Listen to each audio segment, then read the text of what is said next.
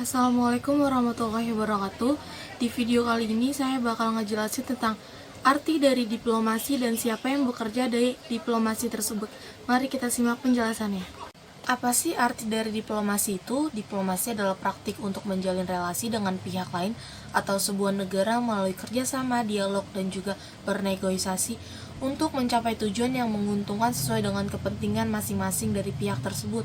Banyak juga loh yang menyebut diplomasi itu adalah seni bernegosiasi antar negara yang dapat berlangsung dengan dua negara, yaitu secara bilateral atau hubungan dua negara, atau juga dengan multilateral, hubungan dengan beberapa negara lainnya.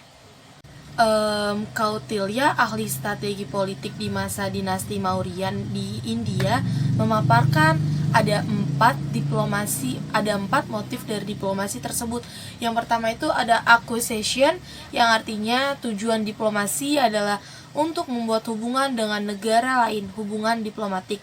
Yang kedua itu ada preservation, yang artinya tujuan diplomasi adalah untuk menjaga hubungan dengan negara lain. Yang ketiga itu ada augmentation, tujuan diplomasi untuk memperluas hubungan diplomatik.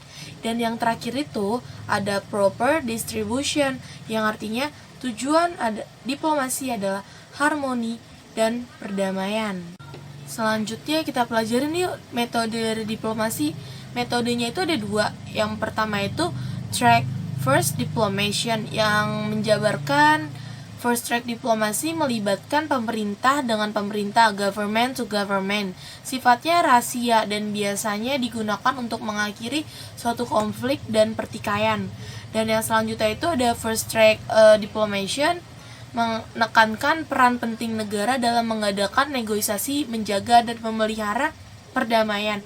Dan yang ketiga itu ada metodenya itu insentif positif dan negatif, mediasi, dukungan, politik, dan ekonomi.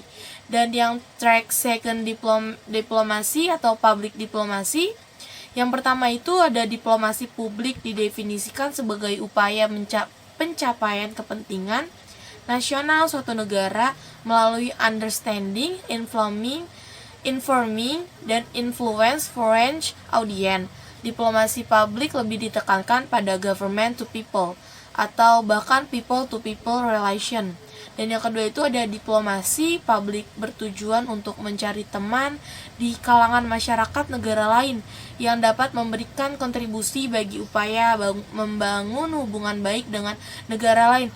Nah, contohnya dari track one diplomasi itu apa sih, Kak? Contohnya itu government to government, seperti pertemuan dalam PBB, melibatkan beberapa dari negara-negara yang ada di dunia, dan juga mereka membicarakan seperti saat Israel perang dengan Palestina, itu yang dibahas di track first diplomasi, karena itu sifatnya rahasia dan hanya pemerintah ke pemerintah yang tahu. Sedangkan contoh dari second diplomasi itu apa sih, Kak? Contohnya itu salah satunya adalah pertukaran pelajar antar negara, exchange, pertukaran pelajar, dan segala macam, karena itu sifatnya umum. Dan selanjutnya kita bahas instrumen diplomasi. Menurut Kautilya yang dikutip oleh Roy tahun 1995, untuk mencapai tujuan-tujuan diplomasi bisa dengan kombinasi beberapa prinsip dari 4 prinsip utama instrumen diplomasi. Yang pertama itu ada sama, yang artinya perdamaian dan negosiasi. Yang kedua itu ada dana, yang memberi hadiah atau konsensi. Yang ketiga itu ada danda, yang artinya menciptakan perselisihan. Dan yang keempat itu ada beda, yang artinya mengancam dan menggunakan kekuatan nyata. Unsur instrumen seperti politik, ekonomi, budaya, maupun militer menjadi instrumen penting bagi diplomasi tentunya, karena setiap instrumen selalu memiliki tujuan masing-masing yang ingin dicapai, entah itu termasuk dalam isu militer, budaya, dan sebagainya. Nah guys, yang terakhir kita bahas tentang ruang lingkup diplomasi yuk. Yang namanya diplomasi tentunya nggak bisa lepas dong dari politik luar negeri. Keduanya sama-sama berpengaruh dalam menetapkan strategi untuk bernegosiasi. Diplomasi merupakan cara-cara yang dilakukan pada hubungan internasional dengan cara perundingan, di mana umumnya yang diwakili oleh duta besar yang disebut diplomat.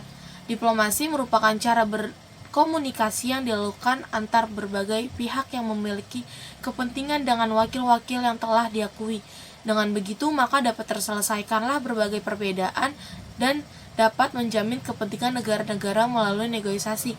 Jika negosiasi ternyata gagal, maka tidak menutup kemungkinan akan terjadinya konflik dengan negara lain.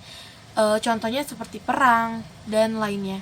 Sekian penjelasan dari saya, kurang lebihnya mohon maaf. Wassalamualaikum warahmatullahi wabarakatuh.